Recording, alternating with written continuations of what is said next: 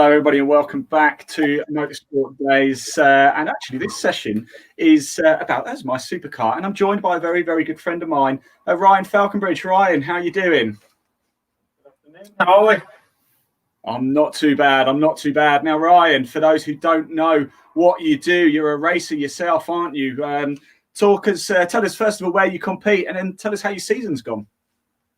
Yeah, sure. So this year I've had the privilege of competing in the Mini Challenge UK Series on the Toka package with the British Touring Car Championship.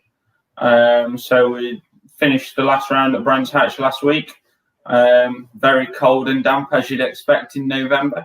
But yeah, no, overall a very good season. The first year in the Mini Challenge, and an absolute privilege to be there, to be honest.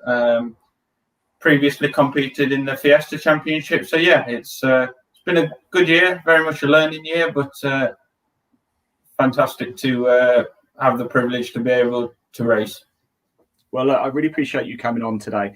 And one of the reasons why it's great to talk to you is because we're going to chat a little bit about getting bang for your buck in live streaming, TV coverage, you're part of the Toka package, so you're on TV, and what it means for series and the questions that they should be asking. And Ryan, I know you treat your racing career like a business as well, don't you? You are super, super hot on promoting your brand, getting it out there, offering sponsors additional things. It's not just, right, here's a sticker, you can whack it on my race car. You like to get down into the details, don't you, as well? Yeah, definitely. And it's about giving the your commercial partners the payback that warrants the sponsorship and the partnerships that come with motorsport. Being on the Toka package, Eurocell Building Products have come on board this year as a title sponsor, and it's been a privilege to be able to give them the ITV4 coverage that we get. I've also been to a branch to do open days with them. We had other things planned, such as track days and obviously hospitality. Unfortunately, that's not been possible this year, but we've also done social media competitions, which have proved to be a fantastic reach for new customers and customer bases like that. So this day and age, there's absolutely endless possibilities. And like you say, Ian, it's not just about a sticker on a car anymore. It's about giving that value for money. It is. And your sponsors want things, don't they? And when I say want things, we're not just talking about stickers. They want information. And that's really important. And that's kind of motivated me to bring this session on board, because at the start of 2019, or no, in fact, it was about a year ago, back end of 2019, I had a chat with a race series. I won't say who it was. And we had a quick chat about live streaming. Obviously, that's what we do. We do live streaming. And they said to me, Ian, can you get us, at the minute, we've done some live streaming and the videos have gone on Amazon Fire and this. And I said, oh, that's fantastic. That's really, really great. I said, how many people watched it? And they're like, oh, I don't really know. And I couldn't believe that they didn't know. You're paying a lot of money for live streaming. Do you know, if you're a series, you're paying a lot of money to have live streaming. So you've got to know your numbers. And I've got a slide to bring up. I'm going to bring it up now. And this is from Cadwell Park. We did the classic touring cars at Cadwell Park. And we're going to talk through what it means. So in total, we did 9 videos published. As you can see, you've got viewership, you've got reach, you've got engagement. Now, Ryan, you've already mentioned reach today, haven't you? Now, viewing figures are pretty self-explanatory, aren't they? 51,936. That's how many people tuned in on Facebook to watch our live stream of the classic touring cars at Cadwell Park. Reach is slightly different, isn't it? But actually, this is very important, and probably the question you'll be asked first by your sponsor than the views. Would you agree with that? Yeah, most definitely. Now, reach, for those who don't know, I'm sure most people do, but that's the amount of people who come into contact with the brand. So that's how many people came into contact with the classic touring cars throughout that day. That's the 6th of July, 2020. Now, that's not necessarily how many people watched, as you can see, 51,936, but it's how many people were brought into contact with your brand.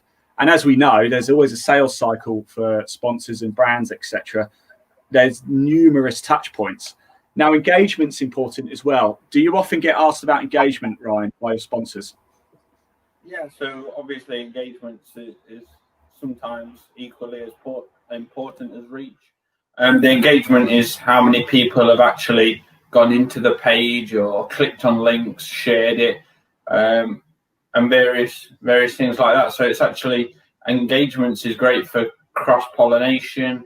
And what I mean by that is when people who otherwise may not have clicked on the page or clicked on the specific area have actually come into play with it and taken an active interest in that post. Yeah, that's it exactly. And in fact, if anything, engagement is perhaps the most important one there. Just to echo Ryan, it's what people have done. They've engaged, they've made a physical action with regards to your brand. So if you're a race series and your engagement is 6,113 people, that means that amount of people have actually reacted to your brand that day. They've physically done something. They haven't just watched the content. They've made a move. They've either liked your Facebook page, they've opened the video, they've liked, they've commented, they've shared, they've done something.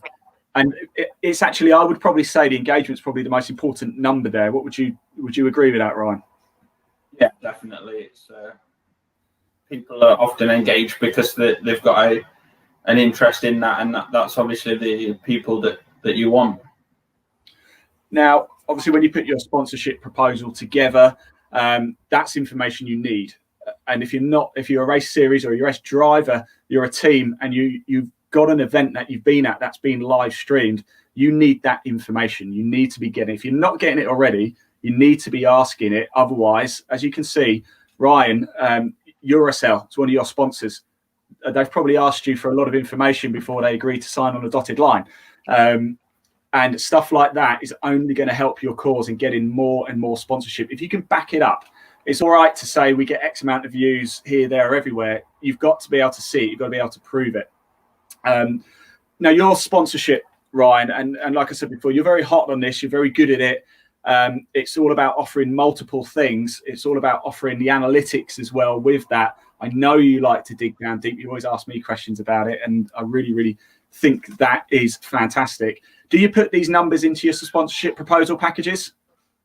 Yeah, so actually, this is quite on topic for myself, actually, because we ran a competition for Eurocell building products just probably 3 or 4 weeks ago now, across my 3 social media platforms. So they provided the prize, which was the Makita coffee machine, battery charger, the T-shirt that you can see here, and then also I chucked in some Ryan Falconbridge Racing merchandise as well.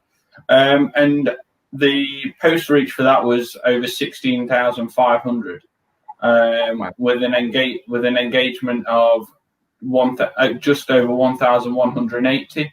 So, like I say, that comes from shares, retweets, likes, and comments. And it actually achieved over 250 new likes or followers for Eurocell in just 1 week that the competition was run. So there's just some headline figures, and them types of figures, like you say, will be certainly going into the proposals that I'm just finishing off for the 2021 season, for new prospective sponsors, looking to renew current deals that I've got.